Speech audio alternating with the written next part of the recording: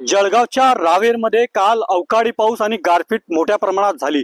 यात शेतकऱ्यांचं 500 हेक्टरच्या वर शेतकऱ्यांचं कोट्यवधी रुपयाचं नुकसान झाल्याचा अंदाज या ठिकाणी वर्तवला जात आहे।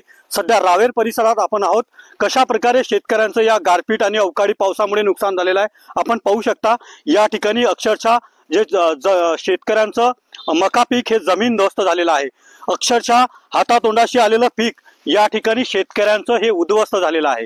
आधीच शेतकरी मोठ्या प्रमाणात संकटात असताना अशा प्रकारे शेतकऱ्यांचं नुकसान होणं, त्यामुळे शेतकरी पुन्हा एकदा हतबल झालेला आहे। एकीकडे प्रशासनाच्या वतीने पंचनामे करण्याची मोहीम सध्या या अवकाळी पावसाच्या माध्यमातून सुरू आहे। मात्र एकीकडे पंचनामे होतात, मात्र मदत या ठिकाणी शेतकऱ्यांना तातडीची कुठलीही मिळत नाही अशी ओरड शेतकरी वर्गाकडून आहे।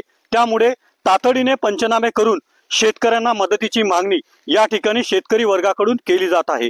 रवी गोरेसह मंगेश डोले, TV9 मराठी, रावेर, जळगाव।